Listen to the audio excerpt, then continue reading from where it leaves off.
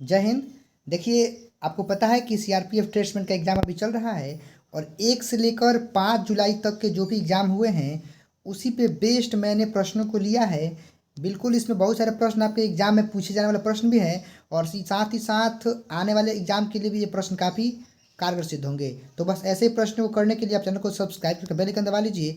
आप इस वीडियो में बने रहिए और चलिए हम लोग प्रीवियस एग्ज़ाम पे आधारित सामान्य हिंदी के आज 25 प्रश्नों को देखते हैं जो कि आपके आने वाले एग्जाम के लिए काफ़ी आपको सहायता प्रदान करेंगे। आप इस वीडियो में बनिए और चलिए शुरू करते हैं। चलिए, आज का पहला प्रश्न आपके सामने है। देखिए, संज्ञा से प्रश्न आ रहा है, आपको संज्ञा के सभी प्रकारों को देख के जाना चाहिए। चलिए, कह रहा है कि जो दक्षिण है वह कौन सी संज्ञा है। ऑप्शन है जातिवाचक, व्यक्तिवाचक, भाववाचक या समूहवाचक। तो मैं आपको बता दूं कि दक्षिण किसी खास दिशा का नाम है, इसीलिए क्या हो जाएगा, व्यक्तिवाचक हो जाएगा। सही आंसर ऑप्शन 2 होगा।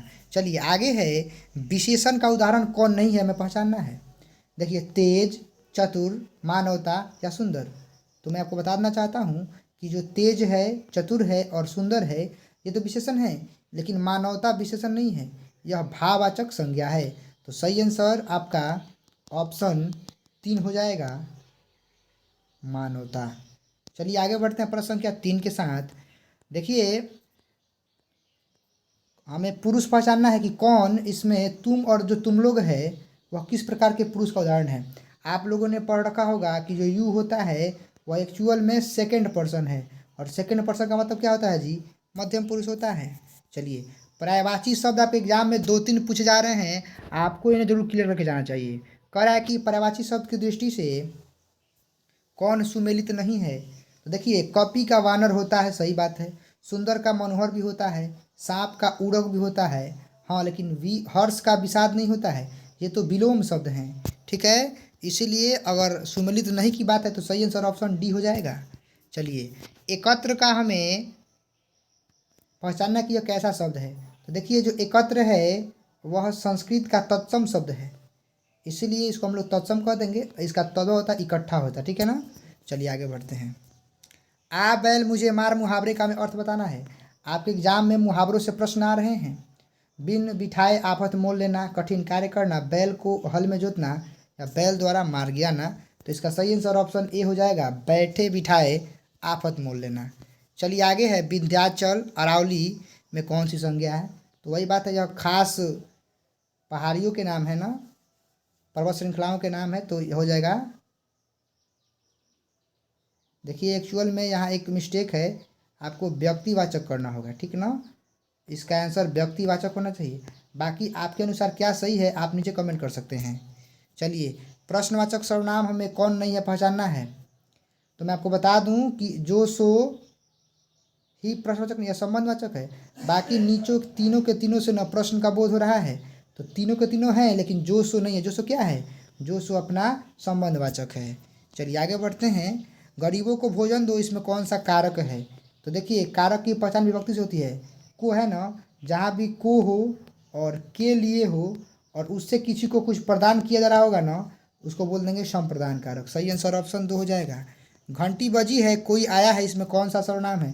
सर्वनाम से भी 2-3 प्रश्न पूछे गए थे।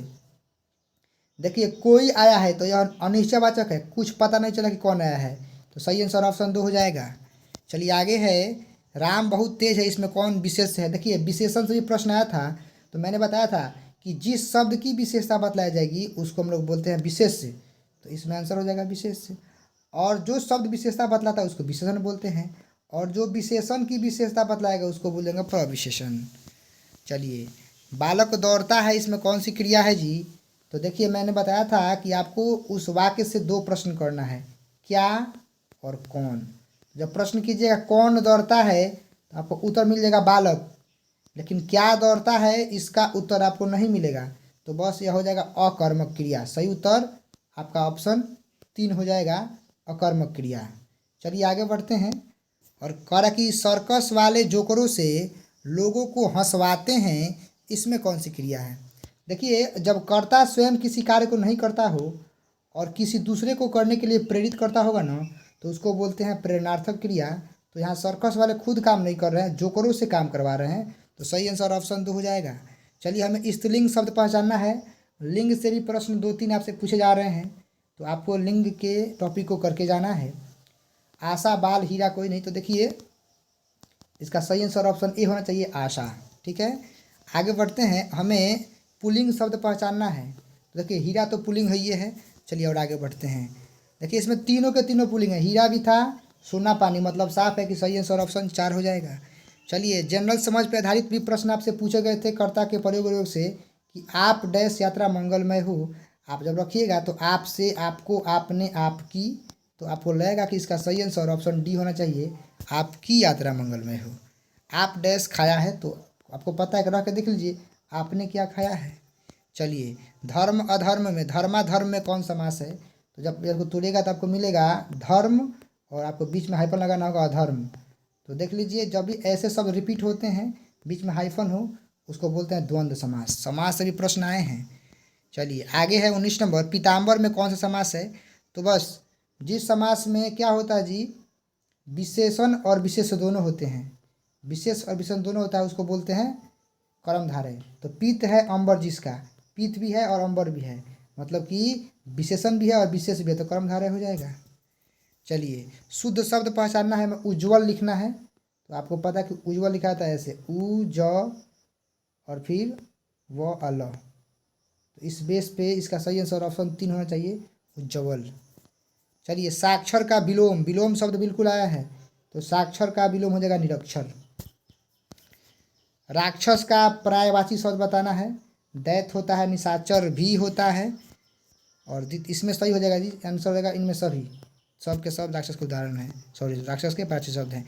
जिसकी ग्रीवा सुंदर हो उसके लिए हमें एक शब्द बताना है, तो इसका सही आंसर ऑप्शन ए हो जाएगा, सुग्रीव। देखो इसमें से कौन मुहावरा नहीं है, इसको हमें पहचानना है। तो आप देख सकते हैं इसका पहला ऑप्शन है लाल पीला होना, यह है। पीला मुंह करना, यह भी है। आकाश पाताल करना, हरा ही हरा सूझना, यही नहीं होगा। तो बस इसका सही आंसर ऑप्शन डी अर्थात ऑप्शन 4 हो जाएगा। चलिए अंतिम प्रश्न, डंका बजाना बजना मुहावरे का अर्थ बताना है। तो आप देख सकते हैं इसका सही आंसर हो जाएगा ऑप्शन 3 प्रतिष्ठित हो जाना। ठीक है, तो इस वीडियो में हम लोग 25 प्रीवियस ईयर प्राइस प्रश्नों कर पाए हैं। वीडियो को लाइक करके चैनल को सब्सक्राइब कर बेल आइकन दबा लीजिए। अपनी तैयारी करते हुए मिलते अगले वीडियो टॉपिक के साथ, तब तक के लिए टेक केयर, थैंक यू, जय हिंद, वंदे मातरम।